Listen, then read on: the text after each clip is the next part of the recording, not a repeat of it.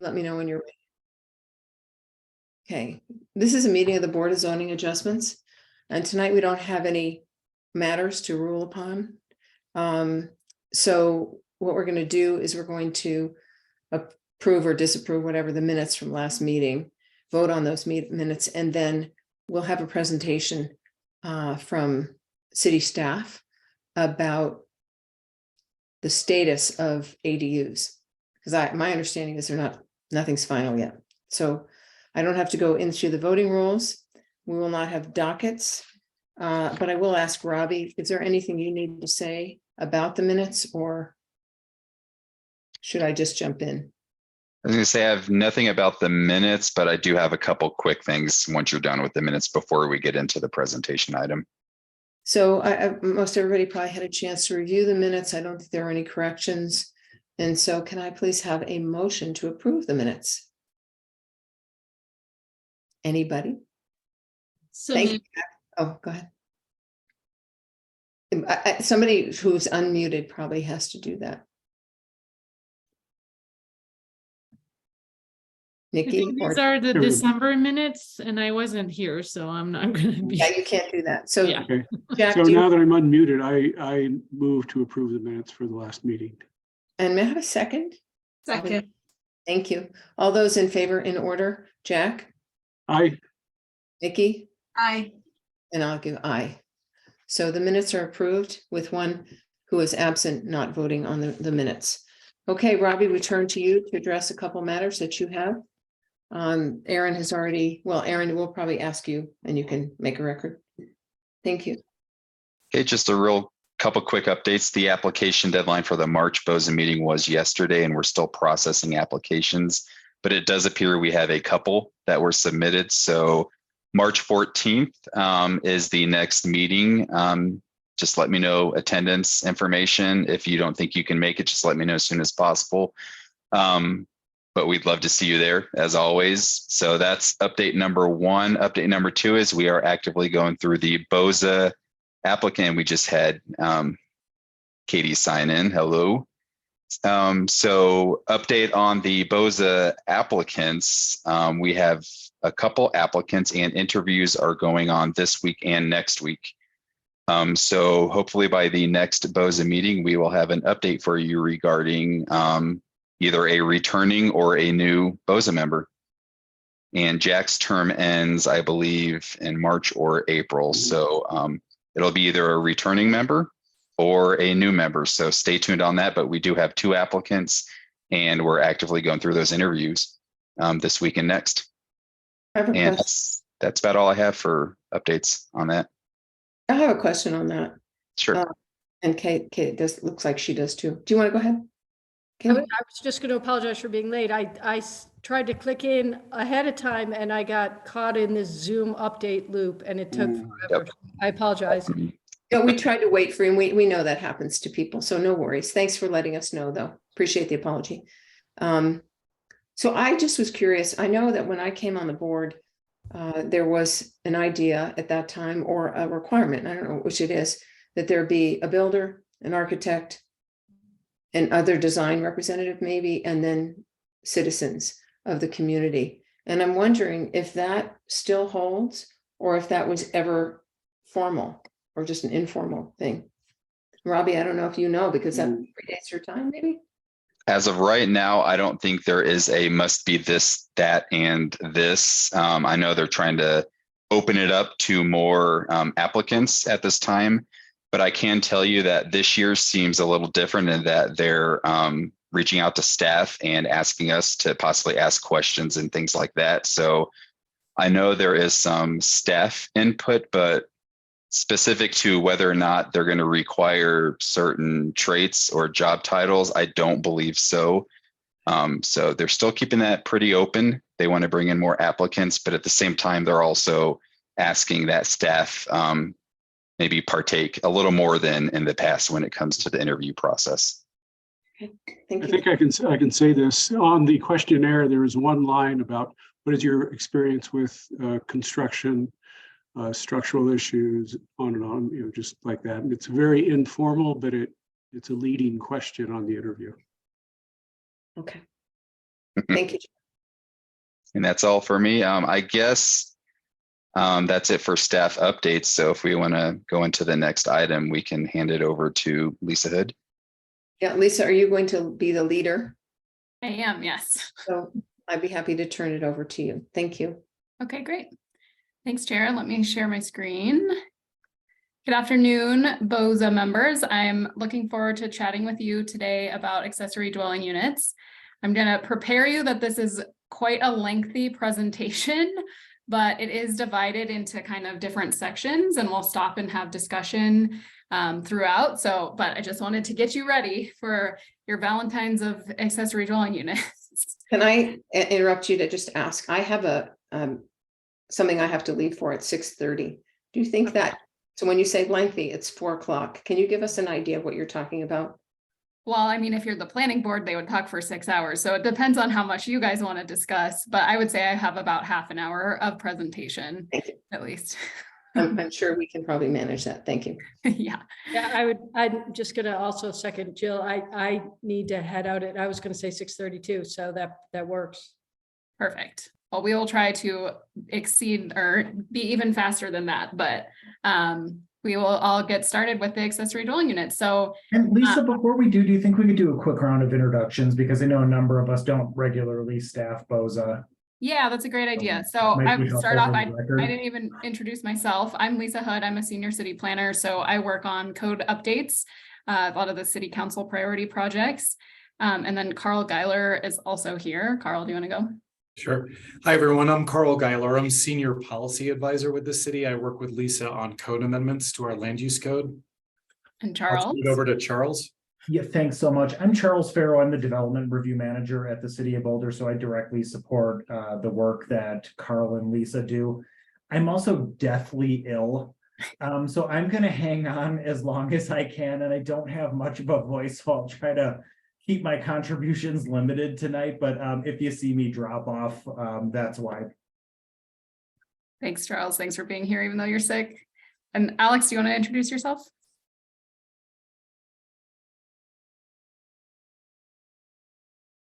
Oh, we can't hear you, or I can't hear you. And I was going, oh, there we go. I was going to do that, but I totally forgot to introduce our new team member, Alex. So Alex, are you able to speak? If not, I can.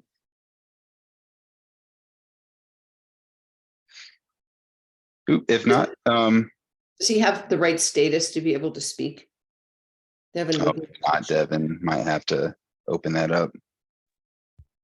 Yeah, so Alex, you should be able to go ahead and talk there. Let me check something real fast.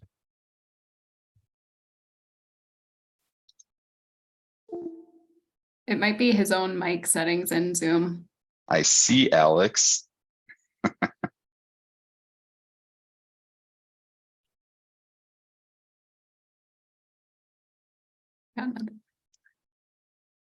If not, I can try to introduce him. This is Alex Bergeron. He just started. He is the senior zoning plans examiner, works immediately with Brian Holmes and myself, but we're all part of the larger umbrella with Charles and everybody else that you see today. So sorry, Alex, that you're unable to speak, but we can see you. So if you want to wave.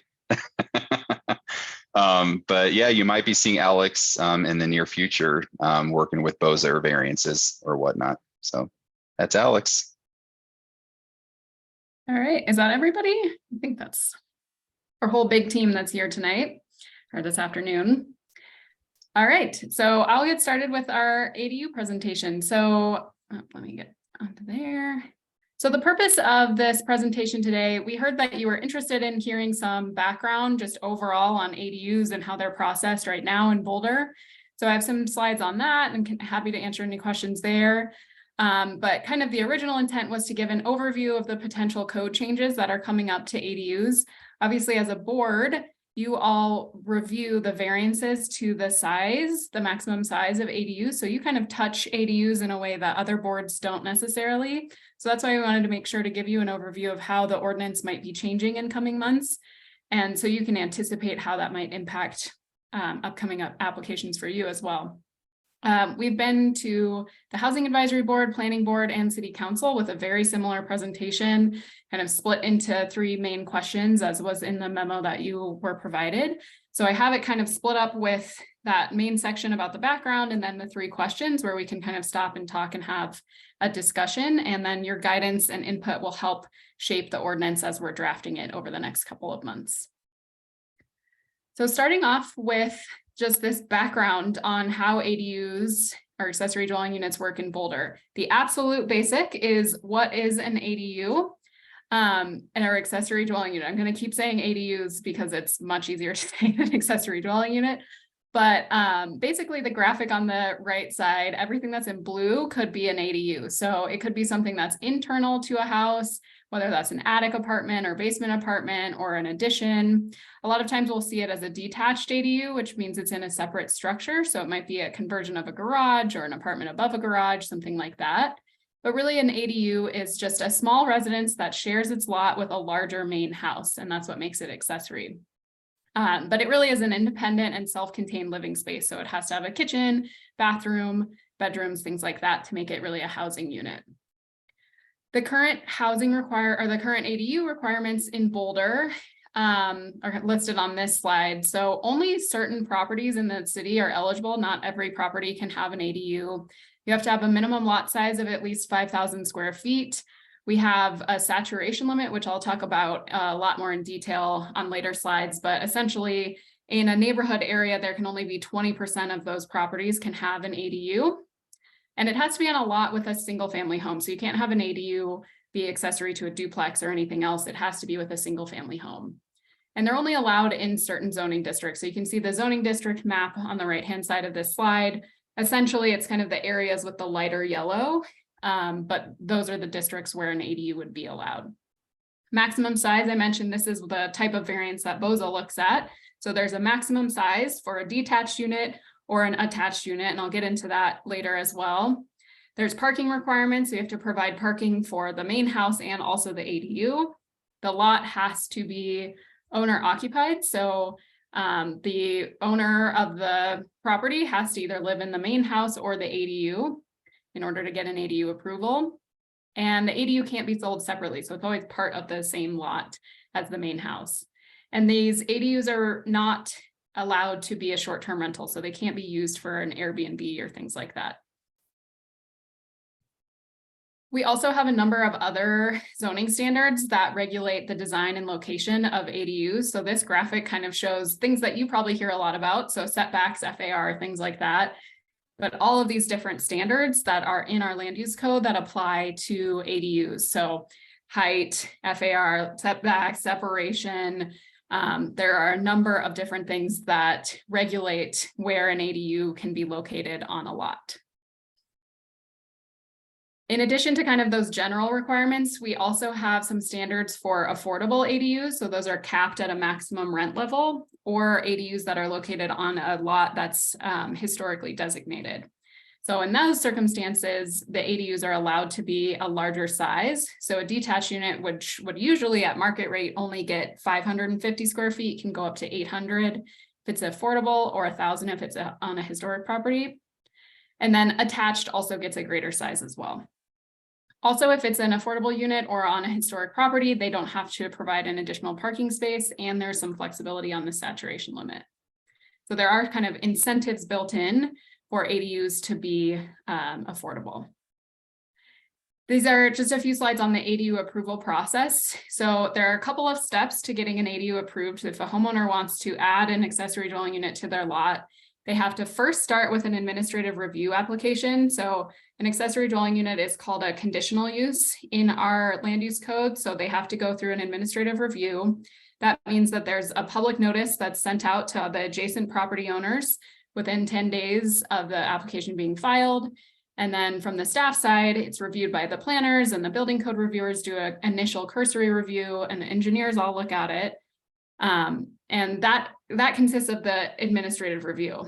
Now, your place in this actually comes before that, because if it's identified that they need a variance to the maximum floor area of that ADU, they have to come to you for approval first. And so that's before they would even get to go through the administrative review application.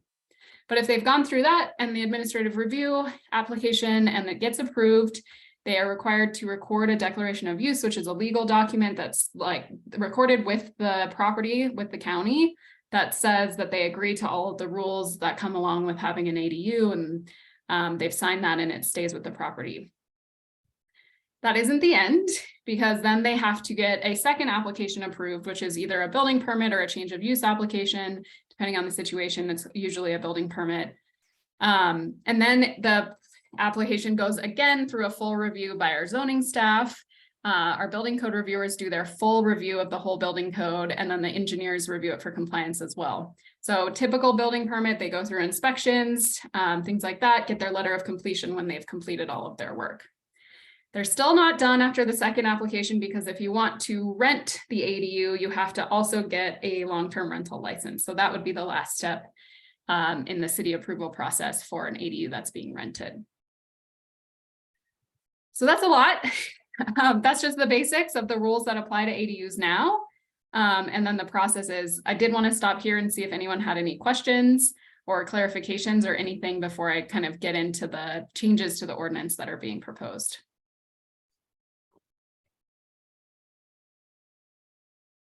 I don't have any questions. Anyone else? I just have one question. How long, what's the time period usually between the first application and the second application? Between the approval of the first application, or like Yeah. how long the first application takes? Yeah, like how long does the first application, like how, if I'm applying and I do my first application, about how much longer, what period of time can I expect to elapse before the second application is due? Yeah, it depends a lot on the applicant themselves, but I think best case scenario, an administrative review is on a 3-week track, so it would be 3 weeks. But oftentimes if they don't have their full, all of their application materials correct, it can be months and months. So there's a wide variety. Okay, I have to interrupt then and ask a question. I've never heard of anybody getting it done in 3 weeks. I've only heard people saying it takes months and months and months. So is that the city, or is that them, or is that the lack of clarity? I think it could be all of those. Okay. Yeah, there could be many factors, but yeah, it's a complex process right now. It's a complex process. We can agree on that. Thank you. Yep. Any other questions? All right. We'll jump into these focus areas for the regulation update that we're working on this year. So this has been set as a city council priority project. So one of their main priorities for this 2-year 2022 to 2023 period that they wanted staff to work on. They have the objective is laid out to increase the allowance of ADUs in the community. And we've worked on the scope of the project being kind of limited to these 4 things. The first is eliminating the saturation limit that I mentioned. The second, which really relates to what BOZA reviews, is modifying the ADU size limits, what those would be, and then also the method of measurement, clarifying that. And then the bottom 2 are kind of more general catch-all, trying to clarify and simplify the regulations as we have them now, and also improving the approval process. So kind of what we touched on the last slide. So it's those 4 things that we're going to be focused on with these upcoming ordinance updates. This is just an overview of the plan for public engagement that we're doing this year. Council really wanted us to focus on getting input from our the appointed boards. So we've been, like I said, to Planning Board and Housing Advisory Board. We're here with you tonight.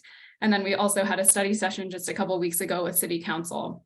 We also have virtual engagement going on our Be Heard Boulder virtual engagement site. We'll have office hours, and then we'll have the full public hearing process that will happen in April and May. So that's kind of the plan for public engagement on this, as well as reviewing the engagement that occurred with the last major update of the ADU regulations, which happened back in 2018. So we're using a lot of that engagement that was done at that time to help inform these ordinance changes, because there's a lot of similarities and similar topics that we're talking about. So we're using those, and a lot of great work was done then. So we're using that understanding of the key community concerns that we heard at that time. We had a questionnaire that even asked specific questions about the saturation limit and size limits. For instance, for the size limits in the questionnaire in 2018, there was actually a lot of support for increasing the size limits, but that wasn't ultimately adopted in 2018. So we're kind of using that outreach that we got then to help inform these these changes this time too.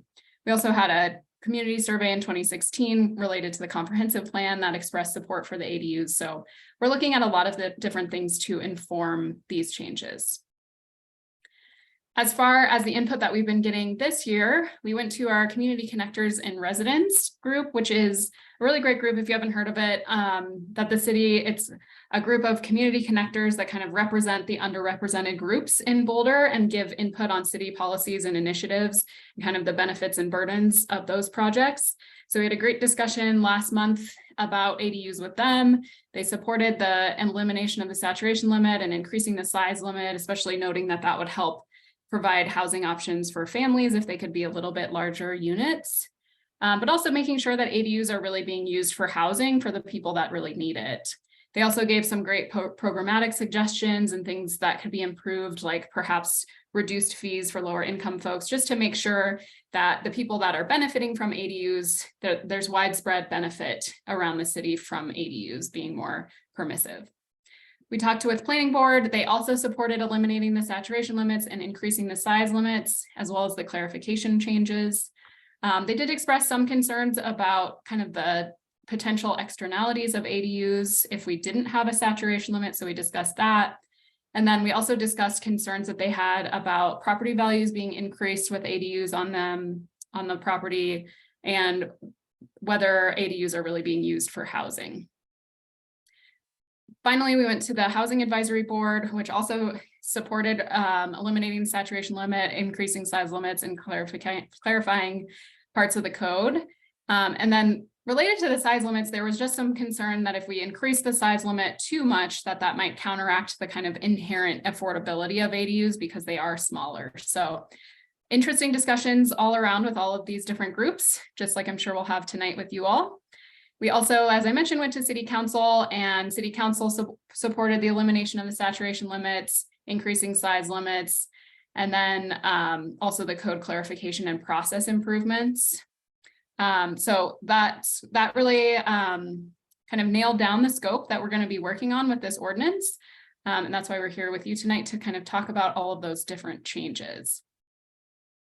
So part of the application or the memo that you all got, the long packet, was an evaluation that we completed last year. As I mentioned, the last major update to the ADU regulations was adopted in 2018, put into place or put into effect in early 2019. And so the plan was always to take a few years to look at how those changes affected ADUs in Boulder and try to understand which changes had the greatest impact on reducing barriers to ADUs. So there's the whole evaluation report in your packet if you want to look at it, but I've got a really quick summary on these next couple of slides. But just generally, for general knowledge, ADUs have been allowed in Boulder since 1983. We have about slightly over 450 of those ADUs exist in the city. And then the evaluation went through the size and type and affordabilities of the ADUs that have been approved in that time. So what we saw was about 2/3 of ADUs between 2019 and 2022 were the detached style, so in a separate structure, and about 1/3 were attached. The average size of ADUs in that time was 640 square feet. Since we allow a different size for detached and attached, you can see that that's different. So detached average was 550, attached was 775-ish.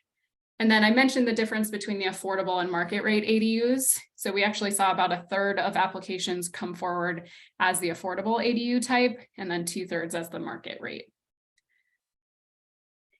This is just a graph that shows you, as I mentioned, that we've been allowing ADUs since 1983, but you can kind of see how the regulatory changes over time have impacted the number of ADUs that were approved each year. So you can see there were not many ADUs up until at least 2000. And then we started seeing increases. But the big thing to see is what happened in 2019 with after the most recent changes, a really significant jump in the number of ADUs. It's taken, it's come back down since then. It was kind of built up demand as those changes were coming into place. But also ADUs have just become more popular and widespread in many communities around the country over the last decade or so. So we're seeing that as well in Boulder. So that evaluation that I mentioned is in your packet, but kind of a summary of what we found in that evaluation was that the changes from 2018 that really seemed to reduce the barriers to ADUs was an increase. We increased the saturation limit from 10% to 20%. And that allowed, I think about 40, we'll get to another slide, about 40 additional ADUs to be built, increasing the maximum size. Many of the ADUs that came through took advantage of the larger size. We decreased the minimum lot size requirement, which allowed a few more ADUs to be built, and then also allowed it in a few more zoning districts. So we saw that those changes had really impacted or reduced barriers to ADUs. And then we also found these potential other improvements that are now kind of worked into the scope of these upcoming changes. So eliminating the saturation limit, reconsidering floor area, and then some other things like extending approval expirations, giving an option or for flexibility of height, and then other code clarification and process improvements. And I'll kind of go into those and how they relate to the scope on a later slide, but this was really the conclusion of that evaluation report that we did. And the evaluation, it was composed of both that data analysis where we looked at all of those ADUs. We did interviews of people that had withdrawn their ADU applications. And you'll see on a couple later slides, we looked at all of the Inquire Boulder, which is our customer service portal. We looked at all of those tickets to try to understand maybe the people that never start the process, what barriers are they running into? So we really did try to see from a variety of different perspectives what the barriers might be to ADUs. We also we did a survey of all of the ADU owners. It's something that we've done in 2012, 2017, and then 2022. So it's nice because we're able to compare that over time, the responses. So we worked with our colleagues at Housing and Human Services to send out a survey. We got 212 responses, which is almost a 50% response rate. And some of this is all in the evaluation as well, but some of the highlights were that a greater percentage of ADUs are being used as space for visitors and relatives compared to previous years. And that 40% of owners who are choosing the affordable ADU route were doing so because of the incentive to reduce the parking requirement. One of the things that council wanted us to look into from the outset of this project was whether we should allow more than one ADU per lot. And that survey actually showed that over 3/4 of people that own an ADU would not be interested in a second ADU. So that was a helpful tidbit that came out of that survey as well. We also have been doing a bunch of comparable city research over the last several months while we were doing the evaluation, just trying to understand the regulations of other cities and cities that maybe are similar population size or also have a university or things like that. There's a number of ways that we are comparable with these cities, but some of the takeaways from looking at the 34 cities is that none of the other cities have a saturation limit for ADUs. Only a few still have a minimum lot size. That's something that's been recently. Oh, Nikki, I just saw your hand raised. Sorry. Please continue with this slide. It's on the previous slide, so please go ahead and continue with this slide. Okay. All right. Sorry, it just popped up for some reason right then. And then only a few of the cities have a minimum lot size, and almost all cities limit to only one ADU per lot. In terms of maximum size, Boulder is actually smaller than most cities, what we allow. Although it seems that in Colorado, it tends to be on the smaller size, but it's still usually 600 to 1,000, and we only allow 550 for detached units. Around the country, it's typically closer to about 800, I would say, is a typical maximum. There's variation on parking requirements, either 0 or 1. Almost all cities say that the ADU can't be sold separately, and about half and half require the owner to live on site or not. So that's kind of the feedback that, or the input, what we saw from the comparable cities research as well. Nikki, did you want me to go back to the last slide? Is that what? Yes, if you could. Can you understand the 40% of owners chose affordable ADUs to reduce the parking requirement? Can you just help me understand what that means, that if you decide to build an affordable ADU, what does that mean to the parking requirement? And I guess the reason why I'm asking that is because we do deal with parking setbacks. And so I'm just trying to understand what the relationship is between parking requirements and setbacks. Yeah, sure. So one unique thing about ADUs is that the parking doesn't have to abide by the setbacks. So it doesn't have to comply with the typical setbacks. So as long as they can accommodate the proper size of parking, they can still be in the landscape setback. But because we require both a space for the principal unit and a space for the ADU unit, that's where people, if they aren't able to meet those 2 parking spaces on site, they can go the affordable route and they only have to provide 1 parking space. So we were trying to understand the intent of the people that were choosing the affordable ADU, and we saw that 40% of them were doing it to eliminate that parking requirement. Thank you. And if I'm off base, let me know. So can a homeowner who's providing a market rate ADU apply for any type of parking variance? No, they cannot. So the only variance that is available for ADUs is that maximum size. Thank you. Right. Yeah, so the affordability is the only flexibility really for parking. Thanks for those questions. Those are helpful. So we talked about the comparable cities and how that has informed us. Our planning board, one of our planning board members wanted to make sure that we were including this state kind of context for state legislation, that there are many cities or many states around the country that, especially in recent years, have been passing legislation related to ADUs, either requiring cities to allow ADUs or kind of along the lines of that, or even Oregon doesn't allow owner occupancy or off-street parking requirements. So kind of runs the gamut, but definitely something that's been coming up at the state level as well. And Governor Polis in his State of the State address just last month identified housing as one of his main priorities. So we're kind of anticipating to hear more to see if Colorado takes any steps related to ADU legislation as some of these other states have. All right, so I mentioned that this presentation split into 3 main questions, which were also in your memo. So that's kind of how I've organized it. So we'll start with saturation limits, then get into size limits, then the kind of general clarification and simplification things. So these are our areas of focus. Like I already showed you on this slide, those 4 items. We'll start with the saturation limit. I know I've mentioned it already a couple times, but just to explain what the saturation limit is, it's actually something that's been in place in the ADU regulations since they were first adopted in 1983. Accessory dwelling units were common historically in many cities before single family zoning came to be. But once single family zoning came in, you couldn't have more than 1 housing unit on a single family property. So ADUs are essentially outlawed for many decades. And then about in the early 80s, many cities, including Boulder, started to re-allow or re-legalize accessory dwelling units.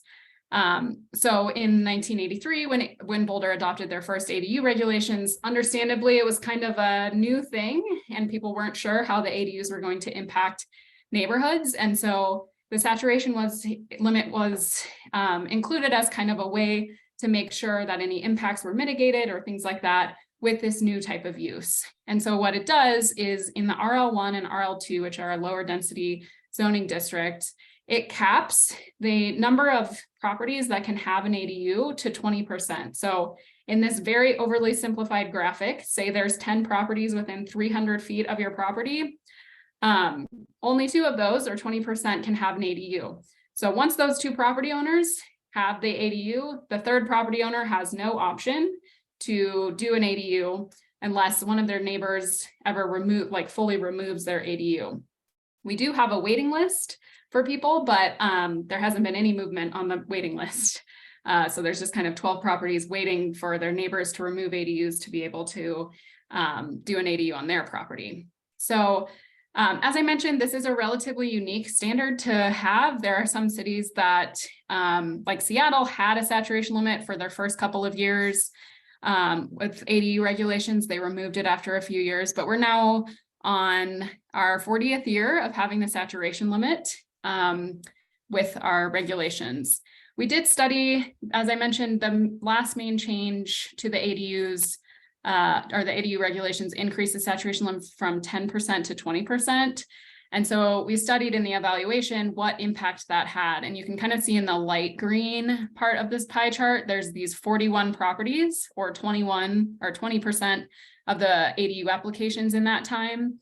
exceeded the previous 10% limit, but it's kind of interesting to see that almost or over 3/4 either are located in a district that doesn't have a saturation limit, or they would have met the 10% limit anyway. But those 41 units would have had no option to move forward with an ADU at that 10% saturation limit. As I mentioned, part of the evaluation was looking through our Inquire Boulder tickets, which is our customer service portal. And just in looking at several months of inquiries that we get, the hundreds of inquiries, we do get a lot of inquiries about ADUs. The majority of them are about saturation limits. So it's something that's really poorly understood by the general public. It's something that you can't, as a property owner, you can't calculate it yourself. So you have to ask the city to look it up. And another thing that's unique about the saturation limit is that it changes over time. So you might ask the city, is my neighborhood saturated, or like, is my property overly saturated with ADUs in January? You don't get your application until March, your neighbors already put in their application, and now you don't meet the saturation limit. So that's unusual for most zoning standards to have that kind of change over time. It's understandably a really challenging provision to implement. And these are just all verbatim quotes from inquiries that we get that I thought were kind of representative, but I think that top right one really helps. We would like to consider having an ADU over the garage of our home, but we need to confirm that the location isn't saturated. How do we do that without going through the whole application, paying the fee, going through all of that? Because it really is kind of the initial barrier for all of these ADUs. Like I said, the saturation limit was of good intention when the first regulations were adopted in the 80s, but we now have a number of zoning code standards that help to regulate the design and location and potential impact of ADUs. Just going back to the same graphic, you all are very familiar with all of these different things that regulate how houses can be built and ADUs can be located on those properties. So this brings us to our first question. I am hoping to just have a discussion with you all, or if you have any comments or questions about the proposed elimination. So we'd be eliminating the 20% saturation limit. So there would no longer be any saturation limit for those properties in the RL1 and RL2 districts. So happy to answer questions or just hear your discussion.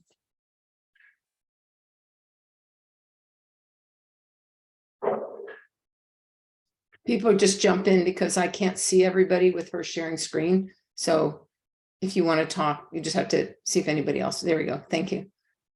I don't see any hands raised. I don't know if there we go. Katie, go ahead. I was just going to say, so you mentioned you had 12 properties on the wait list currently. And so you're proposing just entirely eliminating the saturation limit. So obviously you probably, not everybody is going to all of a sudden apply, but those 12 would get cleared and it might attract more. Have you guys sort of done any internal estimates of how many you might expect, sort of applications once you publicize the changes, et cetera, et cetera? I mean, do you anticipate that it's really going to spark a whole bunch of interest that hasn't already been there? Yeah, I think what was interesting about looking at the saturation limit was that the vast majority wouldn't, exceed the 20% anyway. So they would have met the saturation limit even previously. So I don't think we expect a massive deluge, but I do think that, as you saw in the chart, when we made the last changes, kind of every time we make a change, there is an increase. And that was our record year. We got 80 applications, but now it's back down to, I think we had less than 40 this year. So I think maybe, the year we adopt it, we might get another bump like that, but I wouldn't anticipate, really significant increase more than the interest that we're already getting. Thanks. So Lisa, also, being sort of intimately involved with this process as I was and am, the desire to have an ADU or deal with an ADU, because they're both sides of the coin, isn't for everybody. So I doubt we would ever see 100% saturation.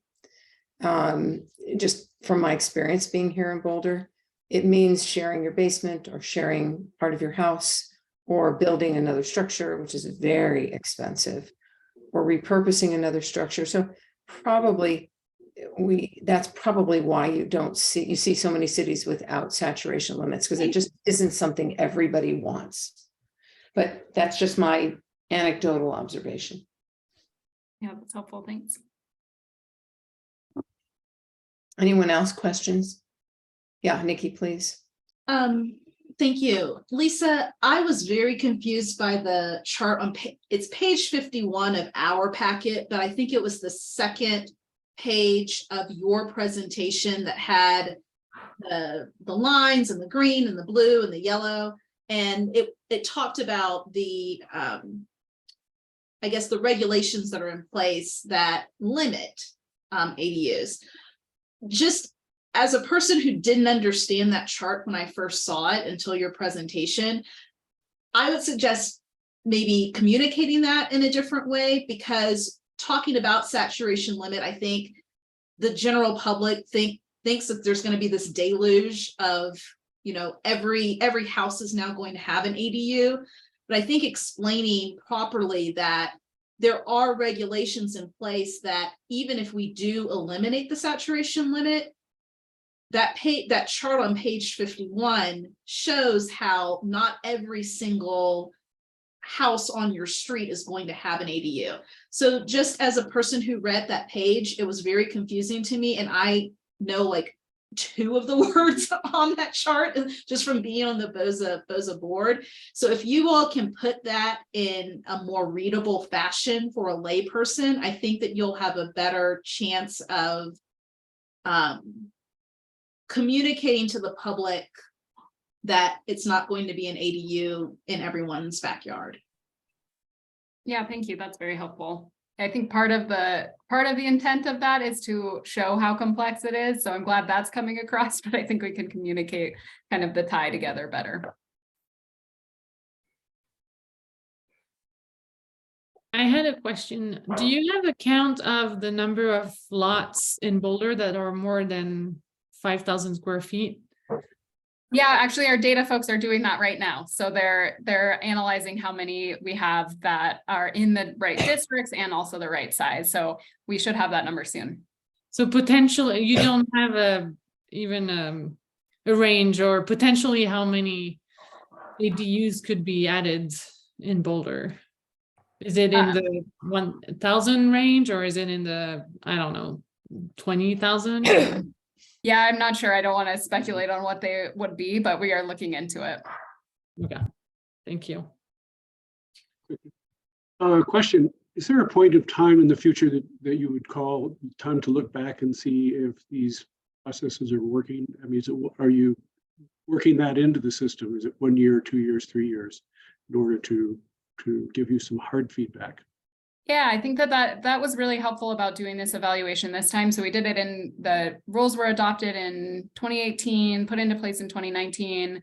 I think the intent was to try to do it after 2 years, but because of COVID, it just kind of took longer. So it was 3 years, but I think absolutely any future code changes, you know, it's always helpful to look back. And I think that this evaluation has really informed these next steps of what actually makes a difference. So we'll definitely be working that into the process after these ordinances, or after this ordinance process goes through. Great, thank you. Thanks.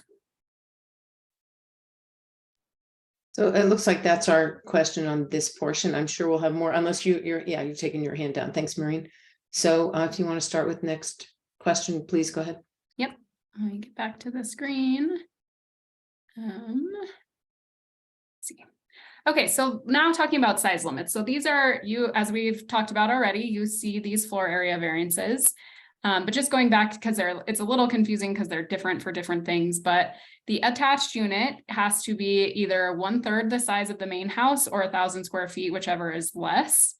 So an example of that is if you have a 1,500 square foot house, the maximum size of an ADU that you can have is 500 square feet. So you don't get to take advantage of the full 1,000 unless your house is over 3,000 square feet.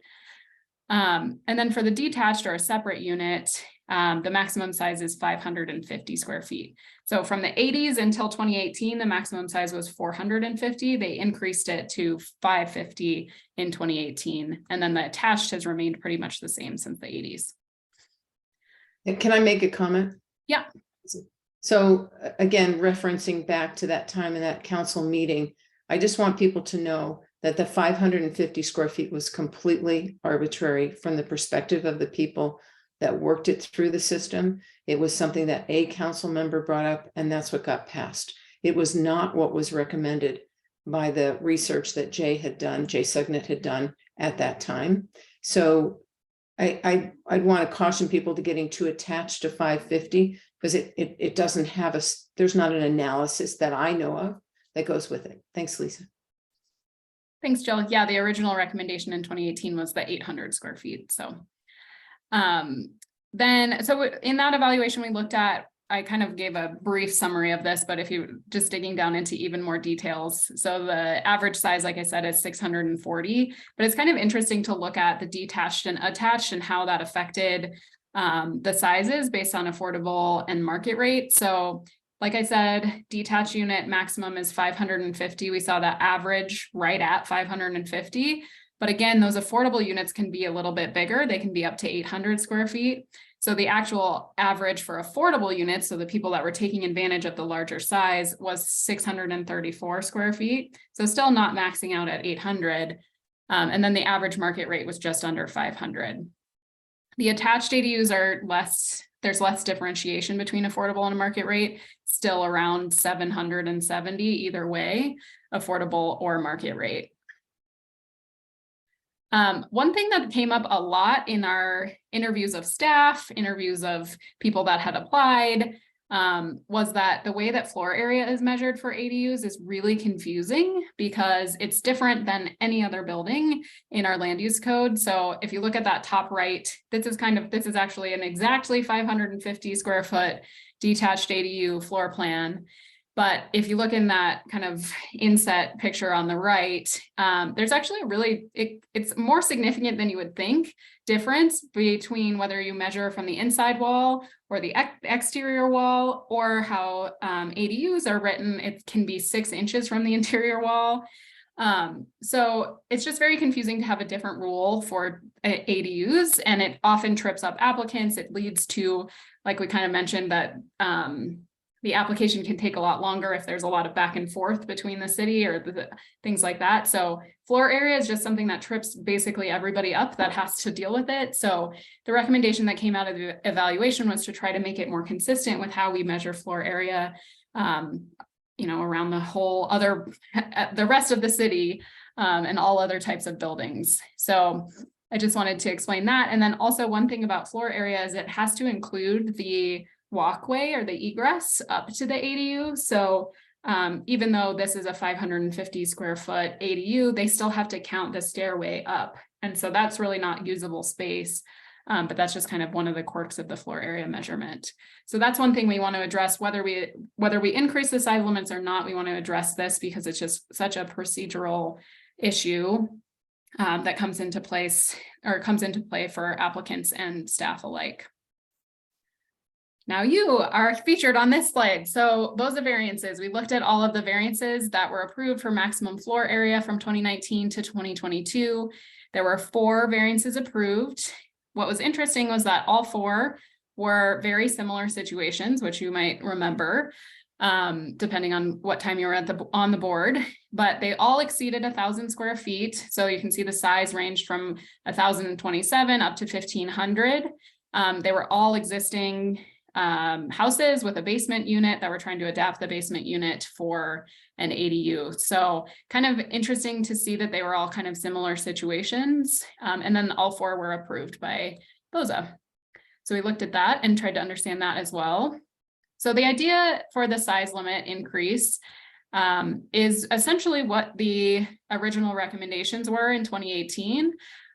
Maybe detached, and this is where we're open to hearing what you all are thinking related to size limits, since you do see those kind of larger ADUs come through and the challenges with adapting to those size limitations.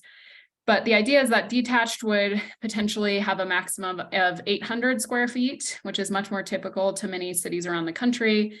And then attached would be either 1,000 square feet, or we could do the 1/2 of the principal unit, or 1,000 square feet, whichever is less, just to make sure that it's always smaller than the main house.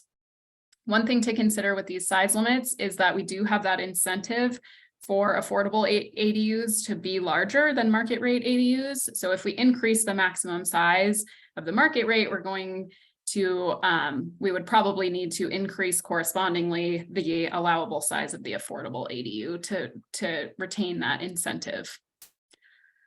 I think that's all I have on size limits. So the question for you all is whether you have comments about increasing the allowable size or a clarification of measurement.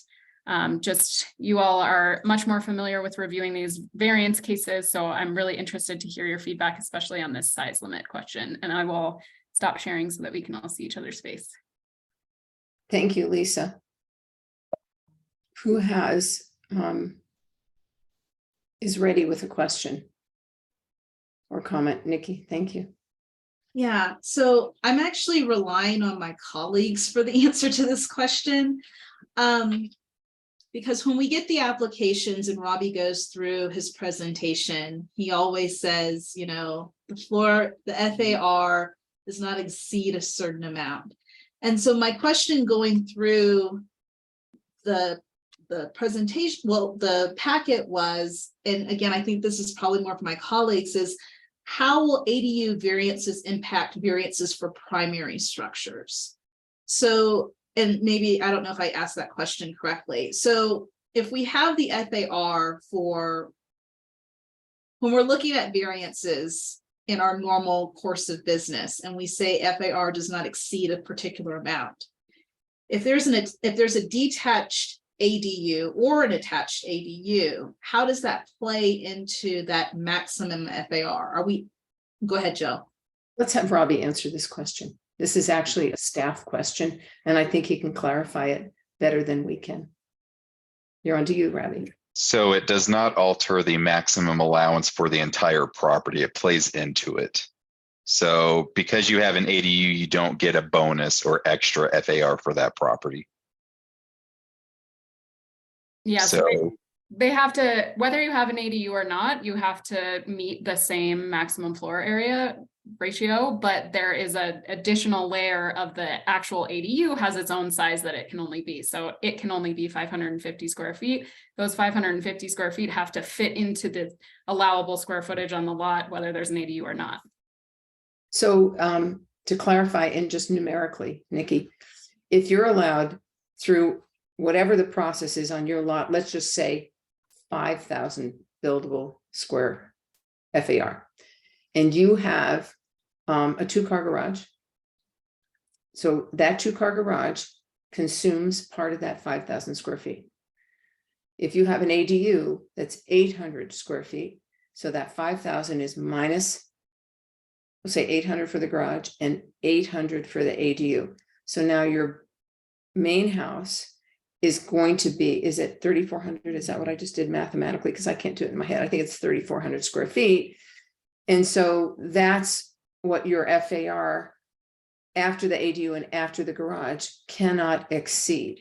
So when we get a request to exceed FAR, which we don't get very often, it's usually, and Robbie, again, you might have to jump in here, because I can't remember having had very many, if any of these.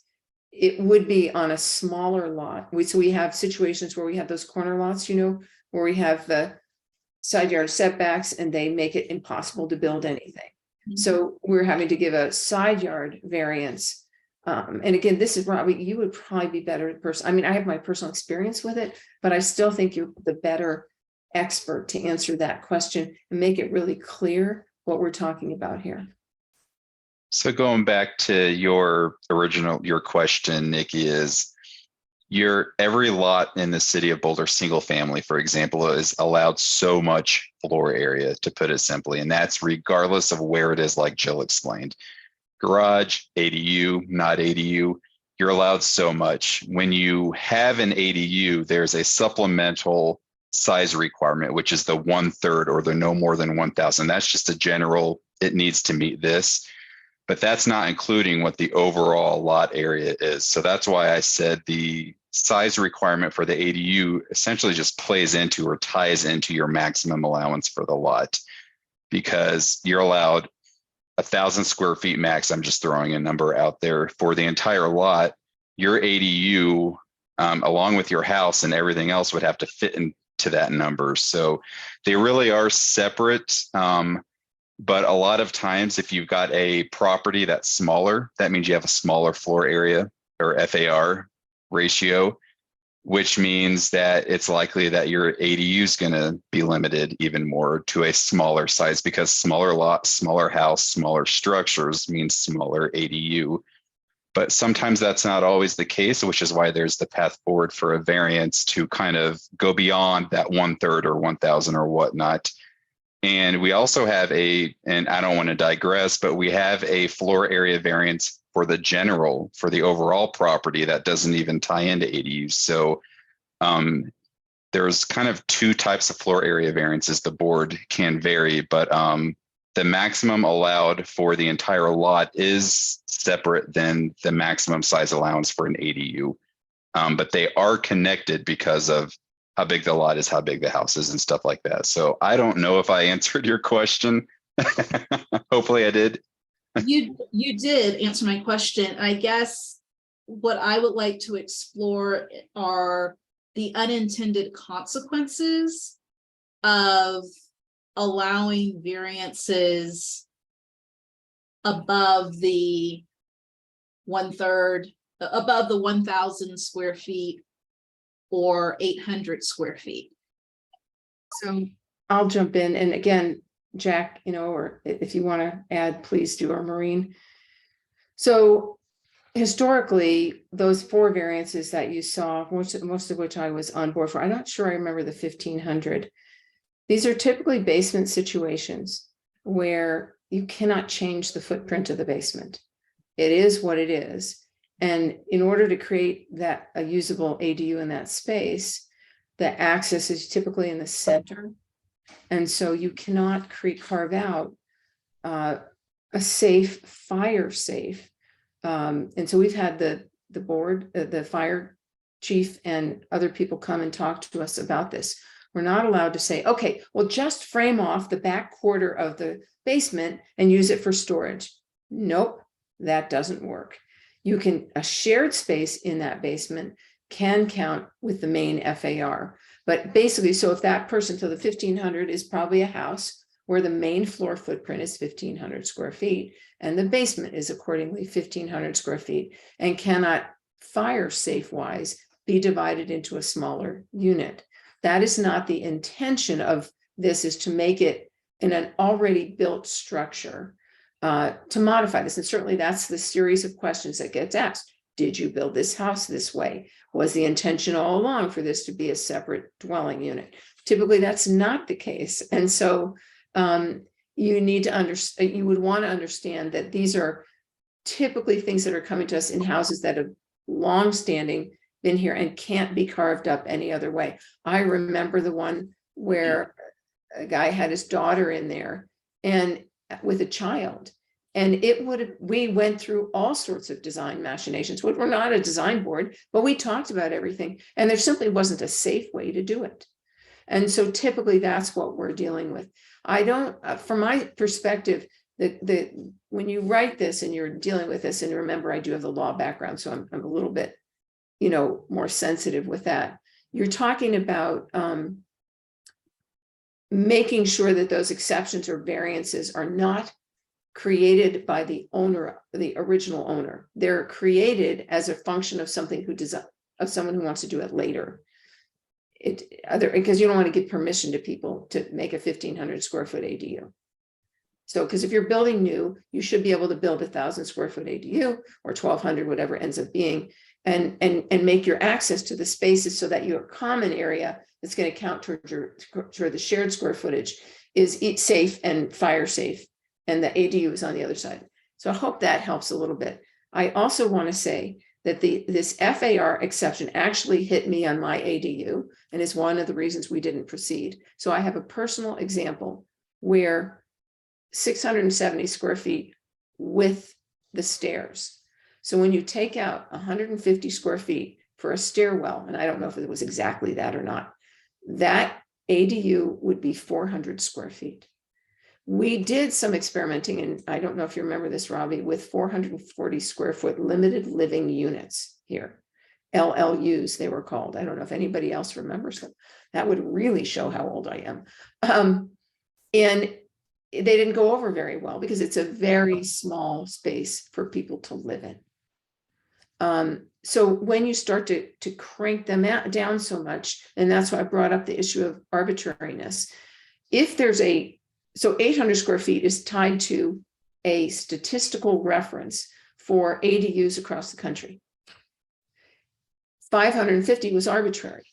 And so when they're looking at adjusting that, they're looking at adjusting it because they have data that answers the question that it prohibits people from being able to build what they'd like to build, successfully providing this smaller housing unit, which was kind of the goal, right? Whether it's your mother-in-law, whether it's your brother, whatever it is.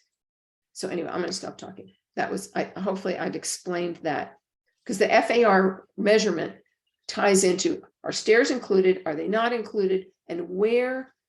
So as a builder, I know what they're talking about, but you may not. And I want to make sure that's clear.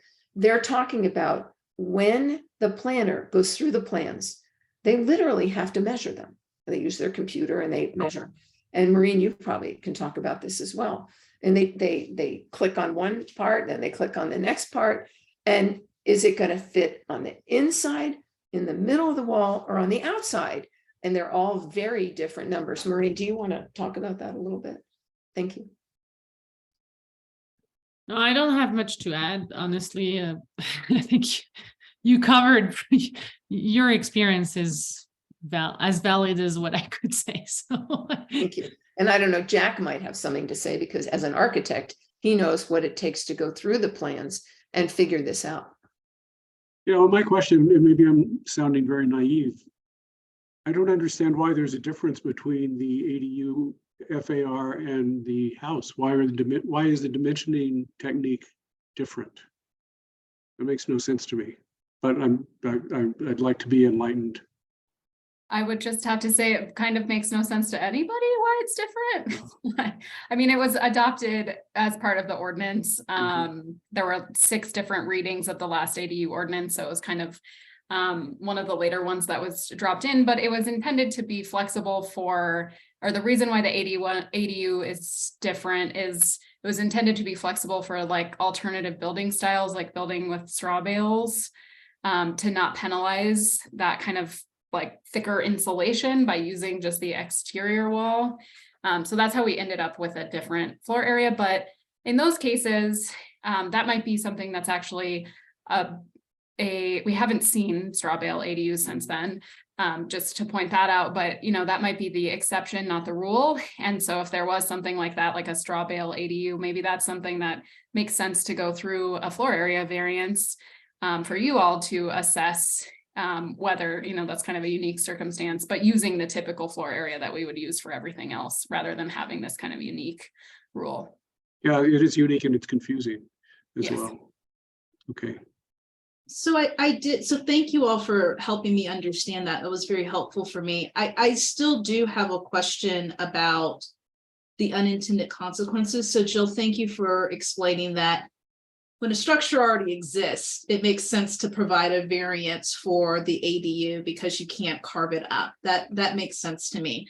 I think what I'm interested in understanding is if someone were to build a detached ADU and go through the requirements that we have already set up in the ordinance. So what is that, our H1, H2, going through that and start to claim that they are open to a variance because they're going through all of our requirements. So I guess what I'm just trying to say is it makes sense to me for a variance for a structure that already exists.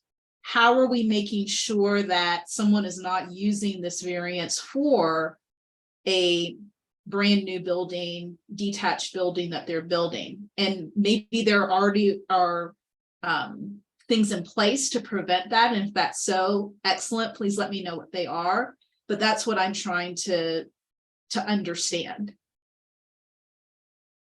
Yeah, I think that just the general variance findings that you all have to go through, I think Jill kind of touched on this, but I think they would be difficult to meet with a new detached ADU because the problem is kind of created by the applicant, or those typical things. I don't know, Robbie, if you have more that you can add to that, but I think it would be challenging. And that's probably why the 4 that we've seen have all been existing structures, because I assume that the staff has given some direction that that's something that might be likely, like findings that could be met. Where a detached, you know, if a detached came in and said, hey, we just really want to be 1,200 square feet, that would be more challenging to get that variance granted, I would say.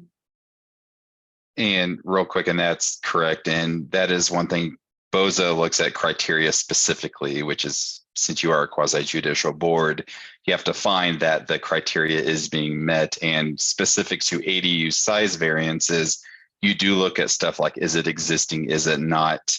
Also, the board does not take into consideration finances, but you do take into consideration, is it logical? Is it, you know, is it feasible for somebody to be able to convert it back to a size that would meet the size allowance for that property's ADU? So the board does very much depend on the review criteria, and the board does not set precedent. So because you did it with one property, it's going to be completely different for the next property if there is one. Just like with any variance that BOZA looks at, it's very criteria based, hardship driven. I know years ago, we used to have a rule that stated ADUs, and correct me if I'm wrong, Lisa, ADUs couldn't be in a building under 5 years of age or something. I think we got rid of that. There was a limitation.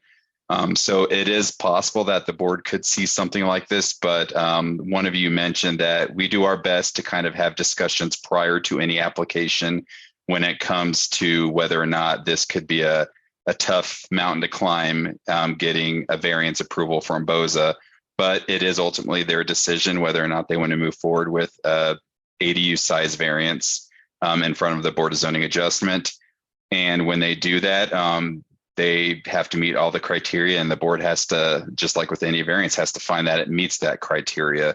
So it's really hard to say that it's, you know, it's setting a precedent or kind of paving the path forward for larger units, because they are all looked at very individually based off that criteria.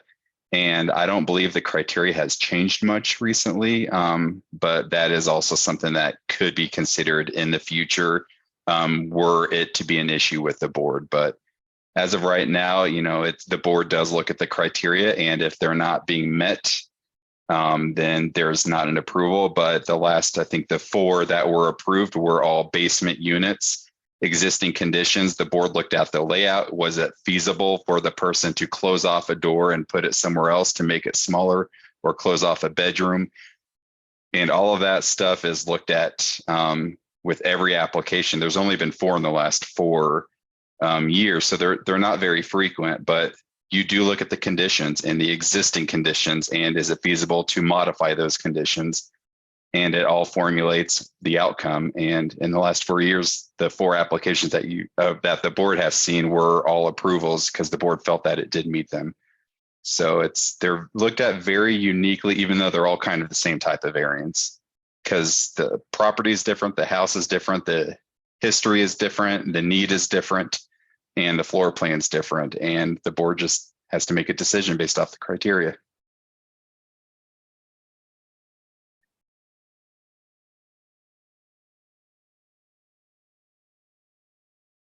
Any other comments?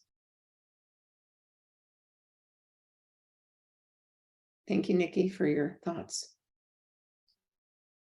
I have one question again, showing my ignorance. As I remember, as cases would come before BOZA, we didn't really approve or disapprove those cases based on the ADUs, because that wasn't in our baseball park, so to speak. But we would approve setbacks and the requirements that would allow for the ADU, but not for the ADU per se. Am I wrong, or am I off base on this? So what you're thinking of is for detached ADUs, the board would consider the location of usually it was a historic structure that's been there for a while, not meeting setbacks. So the board would not review the proposed use, which was an ADU, but they would actually review the physicality of it, the setbacks of the structure, which would pave the way for a detached ADU.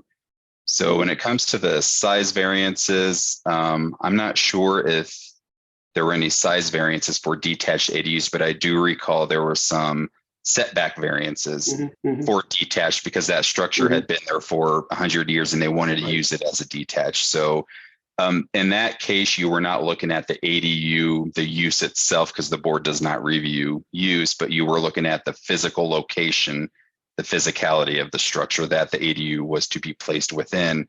Because I believe, and we still have the rule that states an ADU must be placed within a structure that is conforming to setbacks, and we may just keep it general like that. And that's why BOZA sometimes considered setback variances to allow an ADU. Okay, great, thank you.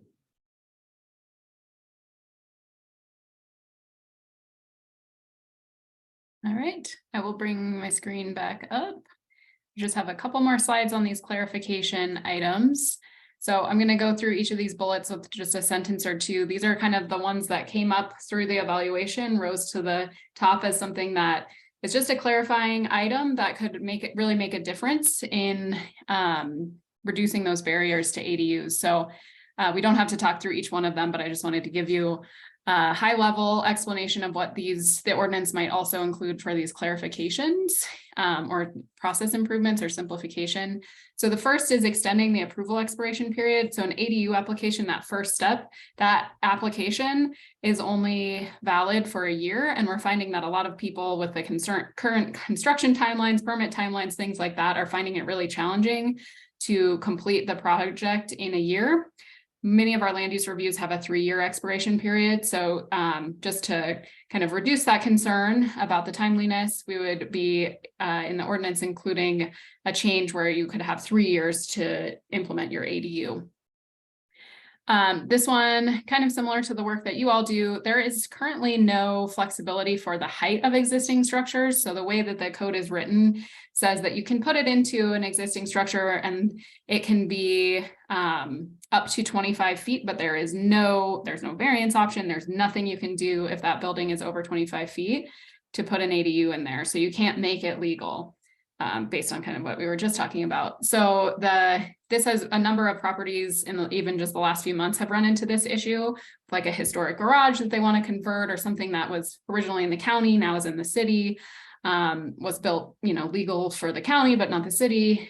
So just providing, this would probably be not a variance, but a staff modification where if it's in an existing structure, as long as they weren't making it taller, they could get that increased height to be able to adaptively reuse existing structures, which arguably is less of an impact to your neighbor if it's a structure that's already there, and obviously environmentally less of an impact to use an existing structure.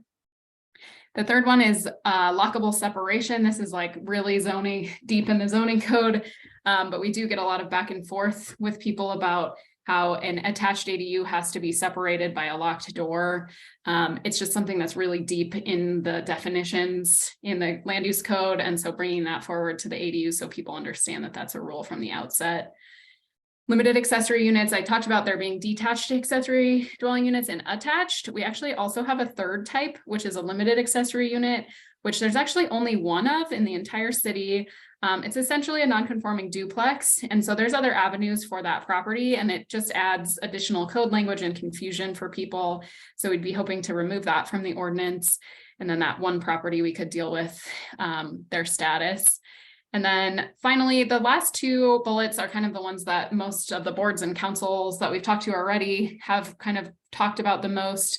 So I mentioned there's owner occupancy requirement, so the owner has to live on site. We have run into some questions recently about how, if a property is owned by an LLC, how they prove that the owner really lives there. And so I think there's additional clarity that could be added to the code that would clarify how you would prove that the LLC, the member of the LLC does live there. And then temporary rental exemptions. Oh yeah, Jack, go ahead. Would there be a difference in this if indeed the property were owned by a family trust or some type of a legal instrument like that? Yeah, that's a good question. We do have a number of properties owned by a trust. And so it's more clear now about trusts that you have to have, I think it's 50% fee simple ownership or something. There's more specific language about how we check that with a trust. And then that's how we do it. Similarly with the LLCs, it's just not quite as clear in the code language. So we're trying to clarify that, but you can own it in a trust as long as you can prove that the owner lives there. Thanks for that question. The temporary rental exemption. So that is something that people, if they leave, like go on sabbatical for less than a year, live outside of Boulder County, they don't have to get a rental license to rent out their house while they're gone. But there's been kind of a question, a few properties have come up about whether you're allowed to rent out the ADU in the main house while you're gone. So we just try to be clear about that and whether that's allowed or not. And then finally, I mentioned that in that first application, there's a public notice. So this is kind of unique. The only other application that's an administrative review that has a public notice is like a solar exemption. And the public notice goes to your adjacent neighbors, but the neighbors have, because it's an administrative review, the neighbors have no way to influence the process or provide comments. We do have neighbors reach out to like the case manager and ask questions, but it can create some friction because you've received this notice, but there's kind of nothing you can do about it. And it's also unique because it's an administrative review. And so there's no way to put your input into it. So just as a matter of cleaning up the code and clarifying and trying to improve or make our processes more efficient, that's one thing we're looking at, is whether eliminating the public notice requirement would help to kind of speed up processes. So that's just an overview of these kind of smaller clarification items. If there's any that you see that have red flags or anything you'd like to discuss of those 6 items, let me know. Do you want to stop share so I can see? Oh, yeah. Thanks. Sorry. Appreciate it. Are there any questions about these items? I don't have a question about these 6 items, but I just wanted to say something about the parking variance with the affordable housing. Okay. And I'm just saying this from my time on the Boulder Housing Partners Board. Poor people have cars.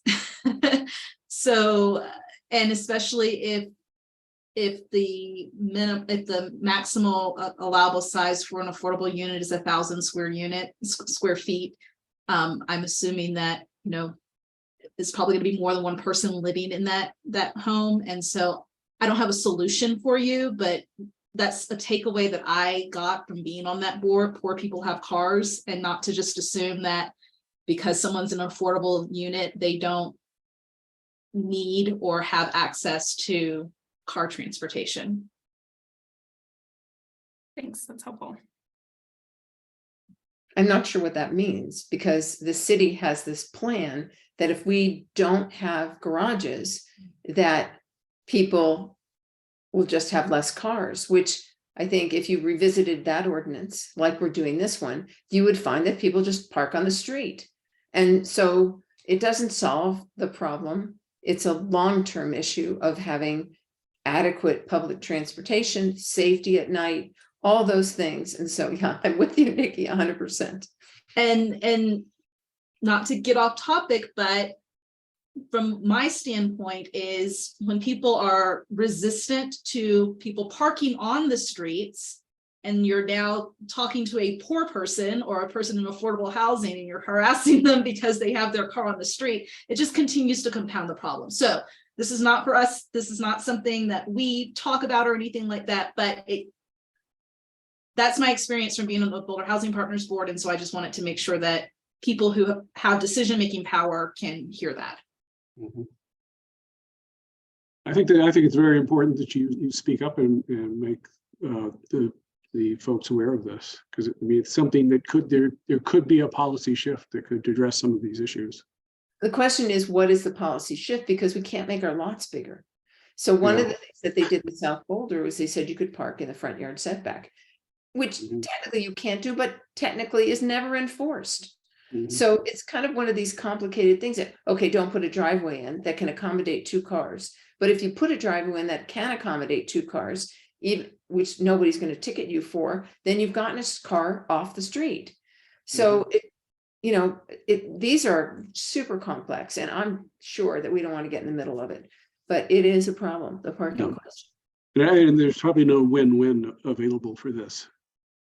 So, Not but with I think it's important. Maureen, you want to say something, or you're just showing? Okay. Okay, No, I'm a big believer that you have to force change for it to happen, but it's just different conversation, and so.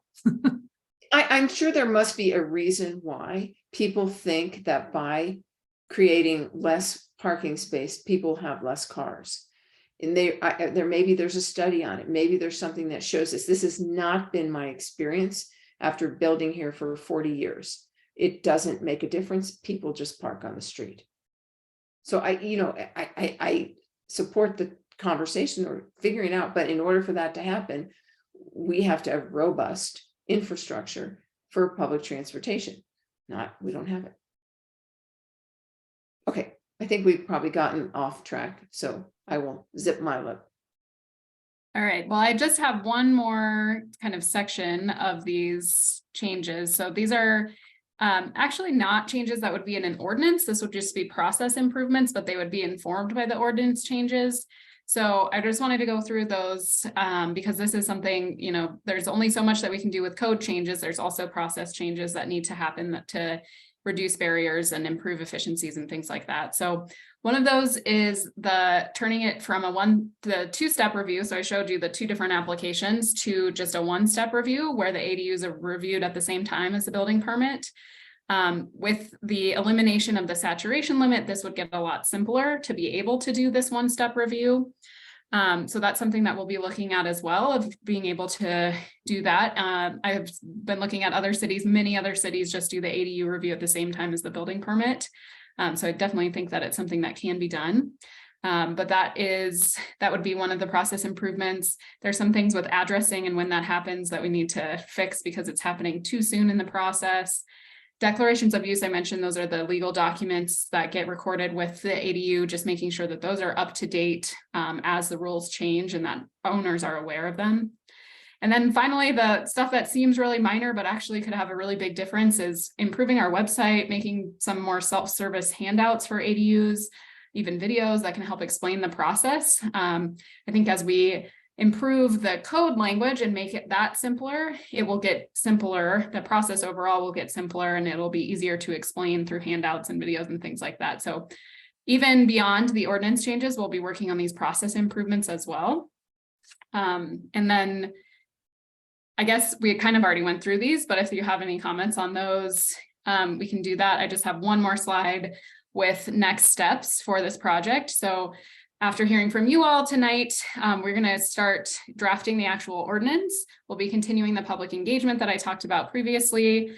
The schedule right now is that this would go to, all ordinance changes have to go to planning board for their recommendation. So we have a public hearing, so that'll be early April. Then city council in mid-April for first reading. Second reading is when we have the public hearing in early May.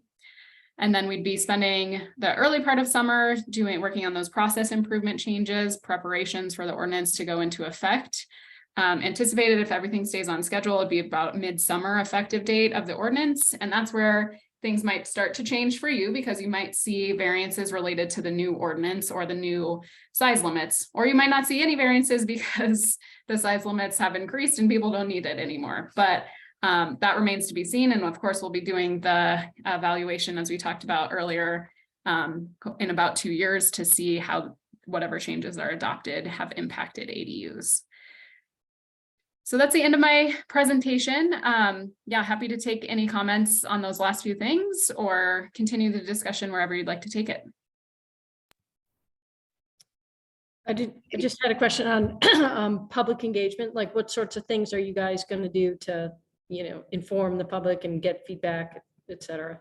Yeah, so we'll be having, I mean, we'll have the typical public hearing process where people can come and give their input to planning board and city council, but we also have our virtual public engagement page for ADUs, which we have kind of like a tool up that people can give their feedback on ADUs. We're also having a housing event, I think it's next week, with some neighborhood organizations where we're talking about a number of different housing code changes that are upcoming.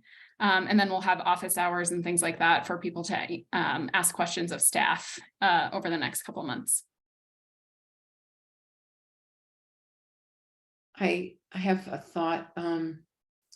So again, having been through this myself and knowing that we kind of pulled the plug on it, I'm concerned that, and we talked about this, I think, Lisa, when we spoke a few months ago, is this issue of when you combine, so there's an awful lot of expense involved in having an architect have a two-step process. The first process being the license, am I allowed to do this?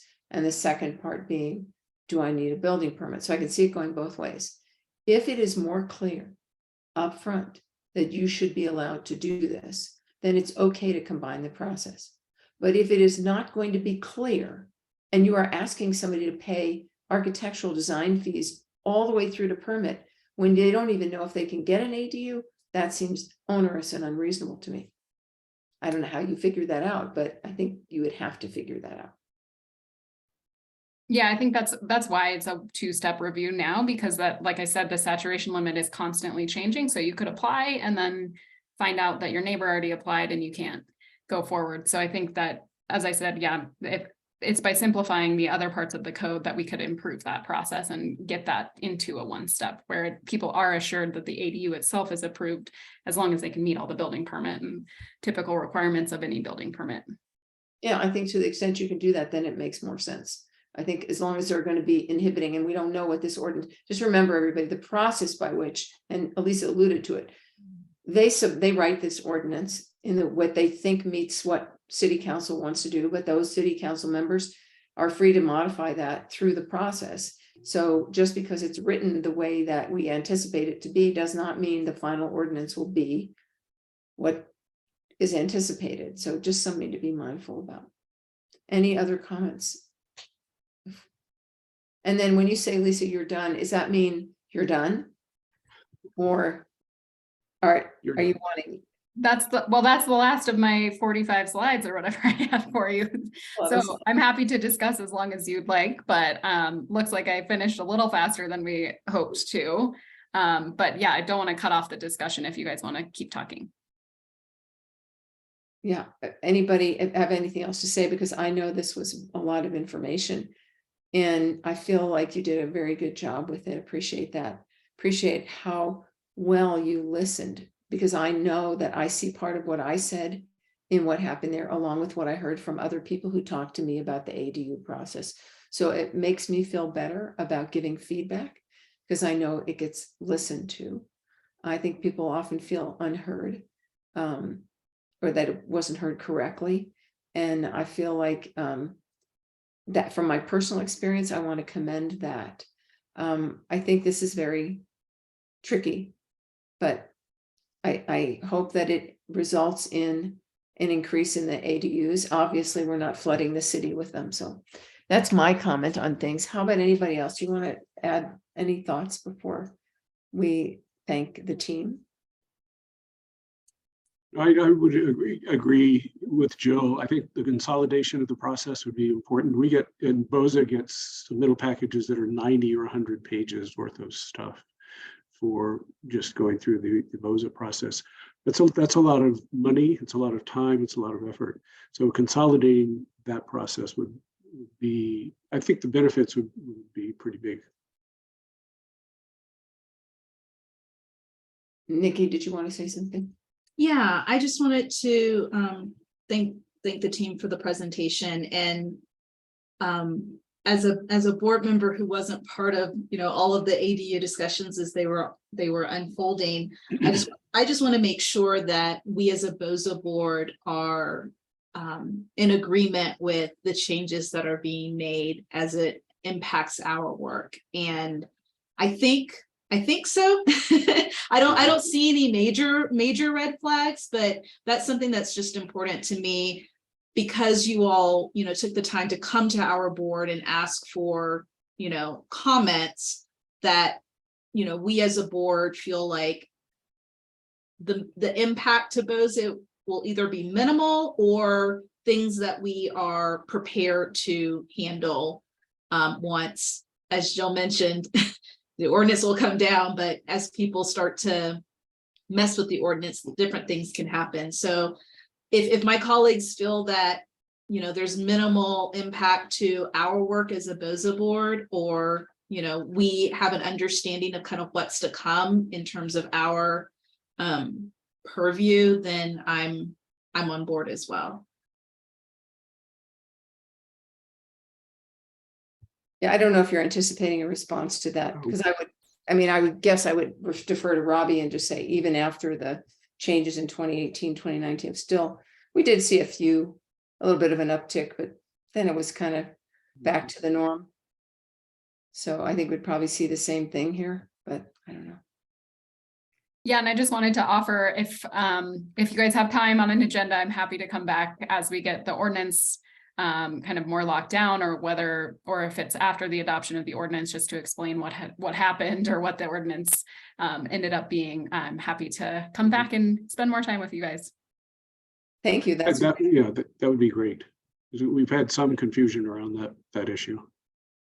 so it'd be good to see where it ends up finally. So thank you so much for putting this together for us. I know it was interesting to read the package and hear the process you went through and what you guys thought of. So thank you. We appreciate your time. Yeah, thank you. Yeah, thanks. It was Thank very, you. you did a very thorough job. It was obviously a lot of work into it. So good job. So at this point, I think that concludes the presentation. And we appreciate everybody's time in coming. We don't have any board variances to hear tonight. And I'm glad we didn't, because we could really focus on what you had to offer us. And I think that we've already heard, and we've lost Aaron anyway, but we don't have matters from anyone that haven't been addressed unless the board has anything. That's the one question I didn't ask. Does anyone from the board have anything they want to say? Okay. So I wish you all good evening. I think, Devin, you'd like me to say that this meeting is gavel closed. So thank you, everybody. Thank you. Thank you all. Take care. Good night. Have a good night.